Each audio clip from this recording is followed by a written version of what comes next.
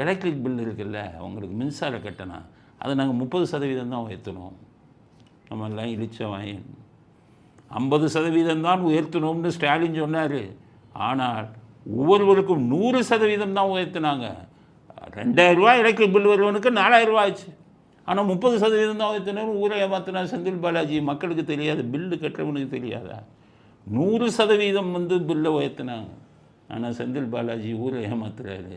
நான் 30% தான் பில்லை கொடுத்தேன், உயர்த்தினேன் அப்படி. அதனால் செந்தில் பாலாஜி, நீங்கள் அடித்த கொள்ளை தெரியும். இந்த 100% உயர்த்தியதற்கு காரணமே நீங்கள் தான். என்ன பண்ணுறீங்க? மின்சார உற்பத்தி எங்கெங்கே ரிப்பேர் ஆகுதோ, பழுதாகுதோ, அதை பூரா ரிப்பேர் பண்ணாமல் வெளி மாநிலங்களிலிருந்து எலக்ட்ரிசிட்டியை விலைக்கு வாங்குறீங்க. மின்சாரத்தை பணம் கொடுத்து அதில் வந்துக்கிட்டு பெர்சன்டேஜ் கமிஷன் வாங்குறீங்க.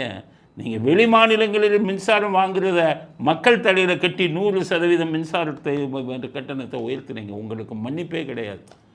இருக்கிறதெல்லாம் ஒழுங்காக பழுது பார்த்தா ஜெயலலிதா பண்ணலை.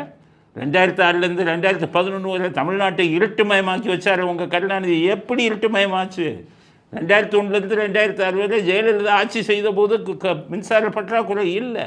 நீங்களே மின்சார பற்றாக்குறையை உருவாக்கி தமிழ்நாட்டை இருட்டு மாநிலமாக்கி உங்கள் கருணாநிதி மக்கள் பணத்தை கொள்ளை எடுத்தார். அதனால தான் ஏதாச்சும். அப்புறம் ஜெயலலிதா வந்தோன்னே அதெல்லாம் சரி பண்ணார். இப்போ நீங்கள் வந்த உடனே பற்றாக்குறையை நீங்களே உருவாக்கி வெளி மாநிலங்களிலிருந்து அதை மின்சாரத்தை விலைக்கு வாங்கி மக்கள் தலையில் கட்டினீர்கள்.